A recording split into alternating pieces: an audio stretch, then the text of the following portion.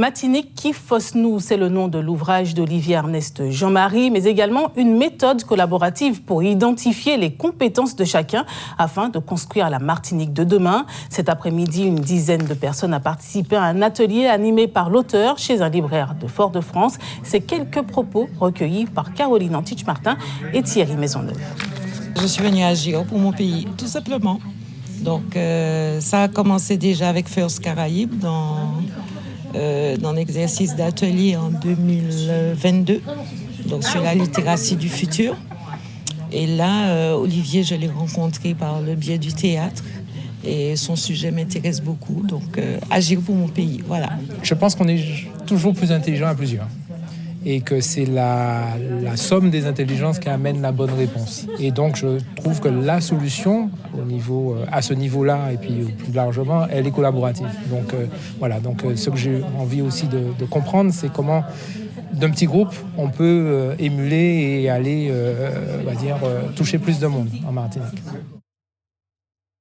Jean-Marie, bonsoir.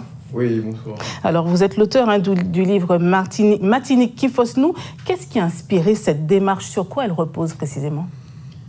Alors, c'est le fruit d'un long parcours, donc de réflexion sur l'intelligence collective, qui a commencé il y a plus d'une quinzaine d'années, donc au sein d'entreprises, au sein de partis politiques, et puis au sein d'associations aussi.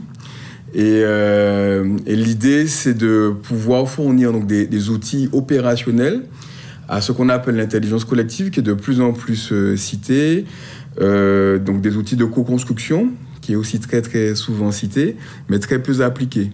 Donc l'idée, c'est de produire des méthodes structurées qui permettent justement de mettre en commun les énergies, les intelligences, les émotions aussi, pour construire une œuvre collective. Alors, vous parlez surtout dans votre livre de méthodes valorisantes, en fait, se projeter de façon valorisante, faire l'inventaire de ses atouts, des atouts de nos forces pour mieux avancer. Est-ce que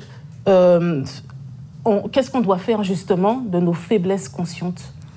Alors, notre culture, je dirais, et pas seulement martiniquaise, notre culture dans laquelle nous avons été élevés, nous incite souvent à faire l'inventaire de nos retards, de nos handicaps, de nos défections, pour essayer de les réparer.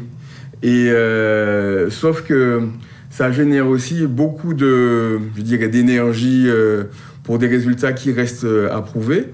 Et l'idée, c'est qu'on ne valorise pas assez nos forces, nos ressources, nos atouts. Et si aujourd'hui, dans une association, dans une société, on est encore vivant, c'est qu'on a mobilisé des forces dont on n'est pas tout le temps conscient.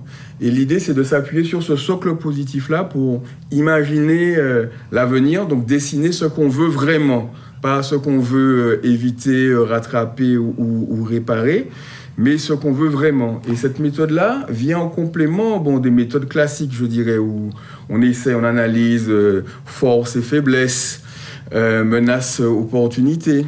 Et puis, on essaye de réparer.